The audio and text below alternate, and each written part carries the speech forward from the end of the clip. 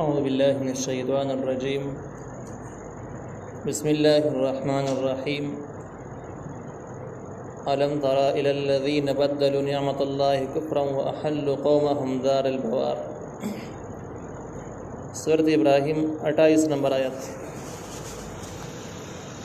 د 28 نمبر نه واخله تر 39 پورې د دې سورت 5 باب دی. په دې 5 باب کې چې کم دنه کم سبقونه او مضمونونه د هغې حاصل دادي چې په اول سر کې زجر ذکر کیږي رټل د هغه کسانو د پاره چې کم د پیغمبرانو د دعوت منکرین دي، د رسالت د دعوی منکرین دي، د هغې لپاره به سخت رټنې ذکر شي او د هغې بېوقوفتیا او د هغې نقصانات په ډاګه شي. په دویمه مرحله کې به دغه خلکو لپاره سخت د یری حالات ذکر شي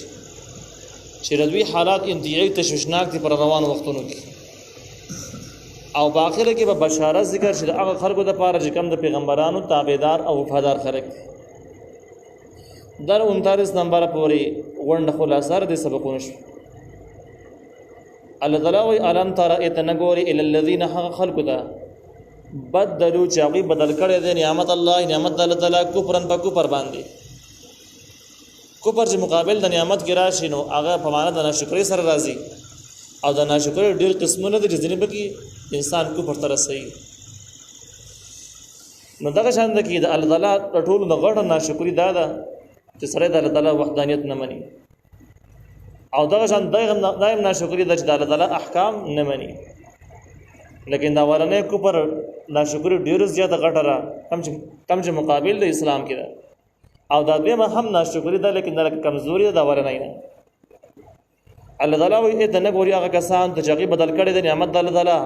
کفرن په ناشکرۍ سره یا په کفر سره، همدغه اعلی کفر ته مراد دی، چته مرتبه کفر ته مراد. وحلوا او دی داخل کړي د قومهم خپل قوم دار البوار کور د هلاکت. اصل کې دا آیات چې کوم دی د مخکینی آیات تفصیل وضاحت دی. مخکې دا ذکر شو چې کوم خلک کافران دي نو کافرانو داسې کړي ده چې خپل دین یې بدل کړی دی. کافران د الله تعالی د نعمتونو ناشکر دي، او کوم کسان چې مؤمنان دي هغوی د الله تعالی د نعمتونو قدر کړی دی. اوس دې ځکه کې الله تعالی د کافرانو خاص کر د مکی والا چې د دې اولنې مخاطبین دي او پسې د ټولې دنیا کافران د دې مصداق دي، هغه مخاطب کوي چې دې خلکو داسې کار کړی دی چې د الله تعالی نعمت یې په کفر باندې بدل کړی دی. څه مطلب و؟ الله تعالی دوی کوم صبر کړی کوم چې وروسته روان دي بلې دویم آیات کې به راشي. هغه ټول څیزونه د الله تعالی دوی استعمالوي، لیکن باوجود د دغه اسباب او نعمتونو د استعمال تقاضا دا و د الله تعالی وحدانیت او دین یې منلی وي، لیکن د منلو په ځای باندې دوی د کفر لاره اختیار کړله او کافران شو. یوازې کافران هم نه، وحل قومهم دار البوار، داخلي قوم خپل کور د هلاکت ته، یعنی خپل قوم ته د کفر دعوت امر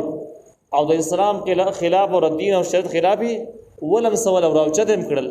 نو ځانم خراب کو خپل قوم هم خراب کو. دا داسې خلک جهنم یصلونها وبئس القرار. دا جهنم را دار البوار تفصیل شکور د هلاکت نه څه مراد دی؟ نو الله تعالی وایي جهنم ته نه مراد دی. یصلونها چې داخله په داخلي کې دغه جهنم دی. وبئس القرار او ډېر بد ځای د پاتې کېدو دی، ډېر بد ځای د ورتللو دی. وجعلوا او د خلکو ګرځولي دي لله د الله تعالی دپاره اندادن شریکان. دا بدلوا نعمت الله کفرن تفصیل شو چې نعمت یې بدل کړی دی په کفر باندې. څنګه بدل کړی دی؟ طریقې کار یې دا دی چې دې خلکو ګرځولي دي الله تعالی سره اندادن شریکان یې ورله ثابت کړي دي. نو سوچ الله لره شریکان ثابتوي، د الله نعمت په کفر باندې بدل شو. او دویم واحل قومهم دار البوار چې کوم دی د هغې تفصیل دا دی لیضلوا عن سبیله، دې دپاره چې ګمراه شي، ګمراه کې خلک عن سبیله د لارې د الله تعالی نه. نو یو دا چې مشرکان دي، دویم خلک بېلارې کوي. دا د بل آیاتو د برني آیاتو بدلوا نعمت الله کفرا واحل قومهم دار البوار تفصیل شو. قول ورته وایه تمتعوا فایدې حاصلې کوي د دنیا نه. فإن مصيركم إلى النار یقینا تل ساسو ور طرف ته دي دې ته زجر ویل کېږي زجر په دې انداز باندې د تفسیری مدارک وایي چې تمتعو معنا دا د تاسو خپل خواهشات د اخیرنی هدف پورې د استعمالولو پر وسو کوي د څه استعمالول شي حرام حلال جائز ناجائز حیا او بی شرمۍ د مګوري چې څه مخې د درځي دا زجر دی چې په تاسو کې د حیا او د غیرت څه صفت پاتې نه دی تاسو کې د الله تعالی د یری څه ځای پاتې نه دی او چې څه کوي نو مخې د درځي نو کوي نو تمتعو دا معنا دا تفسیر د تفسیری مدارک او دا زجر دی مطلب دا چې تاسو د مخلوق کې تاسو د کیلې د نصیحتونو او د الله تعالی دین د بیانولو خلق قابل خلق نه چې څه کوي نو سارو شاته کوي ځکه چې تاسو اخرنه انجام ال النار ور طرف ته دی اخره کې به ورته ځي نو دا تخویف اخروی چې کوم څه تاسو شروع کړی د انجام ور دی او د شرک او د خلقو د بلاری کولو گمراه کولو انجام د جهنم دی لہذا دنیا کې په الحال تاسو په کوم حالت باندې یي تاسو د پاره د حالت لغونده کې د راحت په نسبت د آخرت باندې بس بدی کې پیدې حاصلې کوي قول ورته وای پیغمبر لعبادی الذین زما هغه بندگانو ته امنو چې ایمان راوړل یقیمون الصلاة چې قائم کې منځ زما مؤمنانو بندگانو ته وای چې منځ قائم کې دا د الله تعالی د نعمتونو د شکر ادا کولو طریقې کار او باغې کې ځینې احکام او عمل کول چې دا ځینې احکام دا د شکر ادا کولو طریقې کار دی نو الله تعالی وایي هغه کسان ته وایي چې ایمان راوړل یقیم الصلاة چې قائم کی منځ او ينفقوا او خرج کی مما ده هغه مال نه رزقناهم چې موږ ورکړی دی سرن په پټه باندې او علانیت په ښکارا باندې یعنی د څنګه مناسب په انداز باندې خرج کی من قبل ان ياتي يوم لا بيع فيه ولا خلال مخکې دراتلو د دې ورځې نه نشته تجارت په حقیقي کې او نه به دوستانه به هم کار نه ورکي خلال جمع د خلتون خلا مخلص دوستانه ته ویل کېږي چې هغه بلا لچ بي غرض وي د الله تعالی د رضا لپاره نو دې ځکه کې نیکانو کسان ته الله تعالی خپل بندگان وي او مخکینی عذاب چونکه مخکینی کسان مستحق د عذاب او د جهنم ذکر وشو نو دلته هغه اسباب ذکر شو چې کوم اسباب سره عذاب د بکیږي ختميږي چغمز قائم او د الله تعالی بار خرچي کول سره د الله تعالی زمونه د پکیږي الله تعالی وایي دا د دې ورځې نه مخکې سره ته ورسوي چې بیا د ورځ را روانه د جباغي وریا خستله فرزول یعنی تجارت هم نشته دی او باغې کې دوستانه هم کار نه ور کوي نو ظاهر د معلومی کې چې دین د مراد قیامت چې قیامت کې هم د احوالي چې نه بدن کار کوي چې سره به عبادت وکي او نه مال دولت د چا سره یې نه مرګرتیا د چا یې پکاري راشي لیکن تفسیر معنی قرآن وایي د دې مصداق واضح قیامت نه دی بلکې د دې مصداق مرګ هم دی سړی کله مړ شي دغه شان دغه ټول سيزونه معطل شي کم مال دولت شي هغه د وارثانو ګرځي د مړي بیا نه او دغه شان د کې د مرد نورس څه په کار نه راځي چې ګناونه پښاکي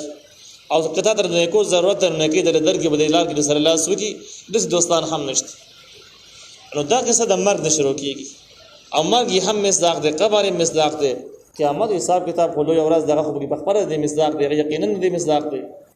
نو معنی دا شولا چې د مرګ راتلو نه مخکې تاسو خرچې مو کوي او تاسو د الله تعالی عبادت هم کوي پرې طریقه باندې به عذاب د بش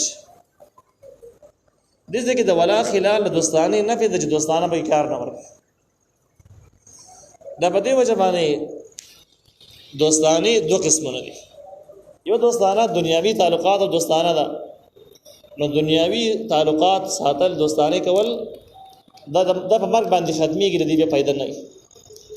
او بل دوستانه چې الله تعالی د رضا لپاره کول دي دین د خاطر باندې چا سره تعلقات ساتل چې دا سړی د دین خدمت کوي په دین باندې عمل لري او د نیکانو خلکو سره تعلقات د تعلقات باقی د فائدہ کوي نو د ولا خلال چې کوم دوستانی نه پېښوي د دنیوي دوستانه اخروی دوستانه نه او دا مضمون بیا د سورۃ الزخرف د یو آیت نه ثابتېږي الله تعالی فرمایي چې الاخلاء یومئذ بعضهم لبعض عدو قیامت په ورځ به دوستان د یو بل دشمنان شي کم دوستان چې کم دنیوي دوستان دي او د یو بل بلاری کړي دي گمراه کړي دي لمسوري دي او د اسلام خلاف را پارولې دي دا په الته کې یو بل دشمنان چې ځکه چې الته کې به د کفر وبال دی ویني د دین د دشمنی وبال به مخ تراش نو ملګرو ته غوسه چې د خبرې خو ته مت راخولې بدل لاره خو ته راوستلې نو دشمنی به را پیدا شي الا المتقون مگر پرهیزګاران خلک به یو بل دشمنان کیږي نه هغه یو بل ته یو بل نه به نورم خوشاله دی یو بل هرکلی به کوي نو هغه نه هغه سره د زخرف د آیات نه معلومیږي چې د ولا خلال نه مراد هغه دوستانی دي چې کومه دوستانی دنیوي او اخروی نه نو دنیوي دوستانی تعلقات او فائدہ په مرګ باندې ختم شو او چې کوم د دین د خاطر دوستانی دي هغه به د قیامت په ورځ باندې هم په کار راځي مسلسل به جاری دغه فائدہ ختميږي نه